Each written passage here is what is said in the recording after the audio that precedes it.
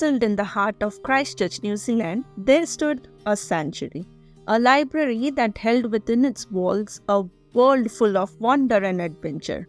Memories flooded back as I stepped through the familiar doors, hand in hand with Yoshana. This place had always been our heaven, our escape from the chaos of daily life. Together we would lose ourselves in the enchanting world of books, building castles with Lego bricks, sharing laughter over stories that transported us to far-off land. Shlok, still a toddler during those times, may not remember the magic of our library adventures, but for Yoshana and me, each visit was a special bonding experience. Today's visit held a different purpose. Armed with printouts for making flashcards, I eagerly embarked on this new chapter that I shall share later in this video. As we left the library, the evening sun cast a golden glow over the city, signaling the end of just another day of our vacation. Later, we joined our friends for a leisurely dinner. In that fleeting moment, surrounded by loved ones and laughter, the outside world faded into insignificance. But there was one thing that my daughter truly enjoyed in that very moment: papdi chaat. The one thing that I bet every Indian who lives away from India misses is chaat. So the next day, I decided to surprise my daughter with everything she loves to eat and started preparing for it the night before itself.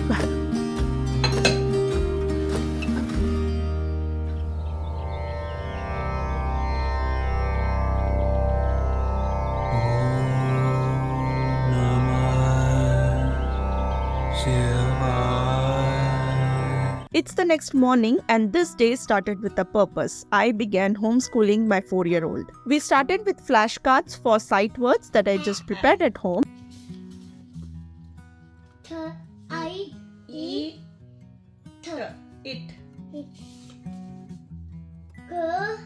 And then I gave him a storybook to identify any sight words that he could spot. For the last activity, I wrote some sentences and asked him to circle the sight word.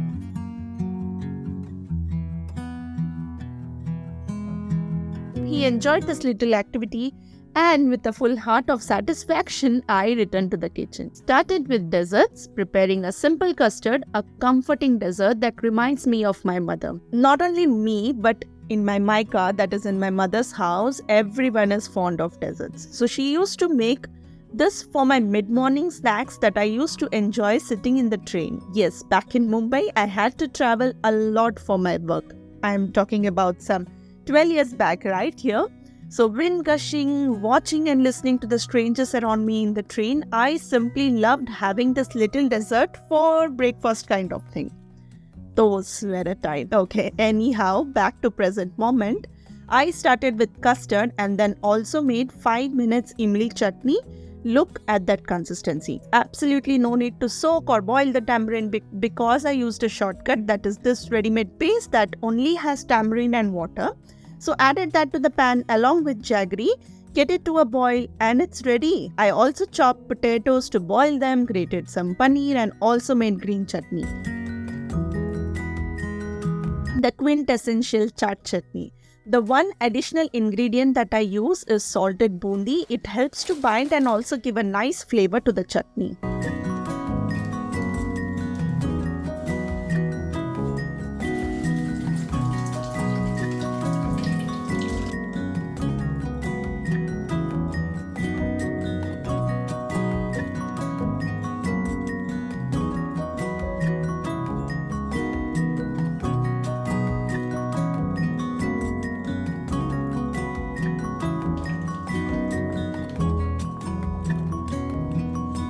And that is the reason I kept it simple for lunch today. Just made veg pulao and raita as I had a lot of other preparations to do for the dinner.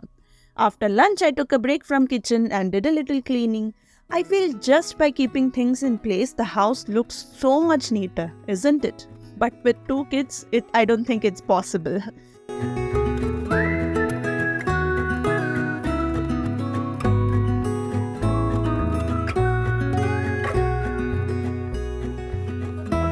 Recall when we were young, running from all things at once, without thinking twice. And I knew it would catch up, and that we would be the ones left behind. stories I've been told, they never seem to leave my mind. And the weather today also seemed really nice. So I read few more stories to him, pointing out to the sight words that we practiced in the morning. And then of course these two had to play. Time has gone and I grew up. I somehow made it through without losing sight. And I still wonder why. All the studying and playing definitely made the little one tired. So while he was napping, we first did a little prep work and then time for her to study. The stories I've been told. In my last vlog, you guys asked me about Yoshana's flashcards. So these are a few words that I wrote from her English Olympiad books that she just reads every single day.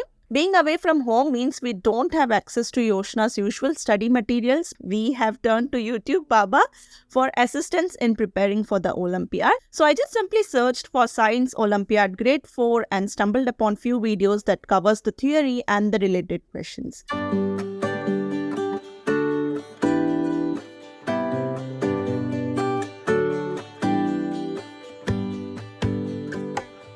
Our plan, you ask? It is just to conquer 8 chapters of the syllabus and then tackle previous year's question paper each day for practice. But let me tell you folks, the end game here isn't just about acing an exam. It doesn't matter whether she succeeds or not. It's about the journey, right? The journey of imparting knowledge to Yoshana, the joy of spending quality time with her and witnessing firsthand her insatiable thirst for learning. It's about nurturing her curiosity and igniting her passion for knowledge.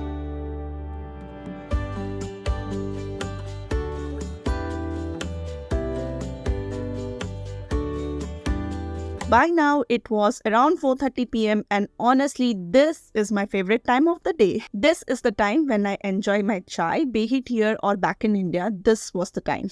So while that was boiling, of course, I had to do a little more prep work. I prepared the filling for chaat and also chopped fruits for custard. Full stop. Can't believe I live in your thoughts. I think about you all the time, morning, evening, and midnight. Such a wonderful delight. Forgo, give up everything that I own. Yeah, I'd give it all up now just to be with you somehow.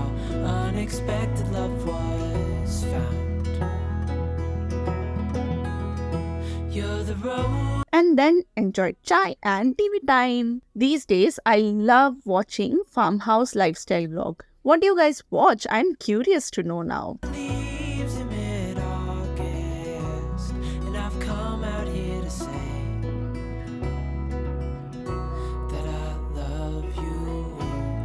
Ooh, ooh, you, ooh. I finally started putting together everything that we prepared since morning, time for sev puri and papri chaat. Now, traditionally, these dishes might not include kala chana, but as a mom, I'm always looking for sneaky ways to incorporate nutritious ingredients into our meals. Just one of those mom things, you know. Chaat has always been a favorite in every Indian household, and of course, my kids absolutely adore it. So I took the opportunity to sneak in some kala chana, knowing that amidst the burst of flavors and textures, they wouldn't even notice the extra nutrition I was adding.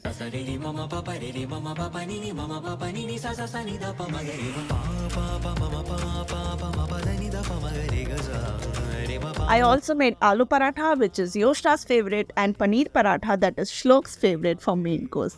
For us South Indians, that's a treat because it's not a part of our everyday affairs.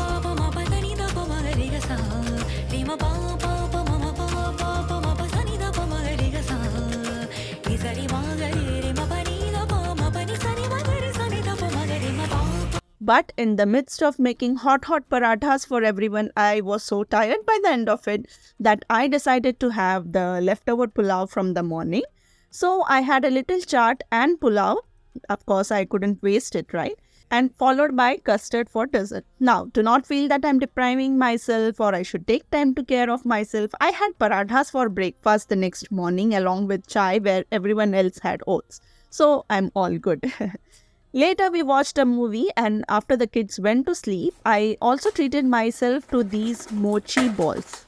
That's what it's called, I suppose. I had been meaning to try it for a long time. The inside chocolatey part tasted good, but nah, I'm not the fan of the rice dough coating on top. It was okayish. It's the next day, and I decided to try my hands on Sourdough Focaccia, which you might have already come across on reels that I had published some time back. This was my second attempt. I started mixing the ingredients and diligently followed through the folding technique, let it bulk ferment in the fridge overnight.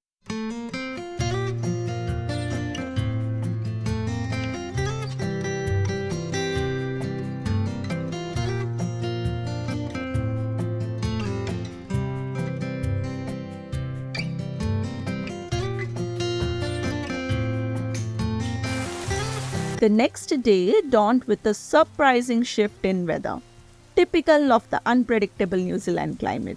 Just yesterday, the kids were frolicking in the bright sunshine, but today, the heavens opened up, showering the landscape with a gentle rain. Yet, no complaints from me. After all, with the breathtaking views that New Zealand offers in every season, even a rainy day feels so cozy. Coming to our focaccia, I let it prove on the countertop first thing in the morning.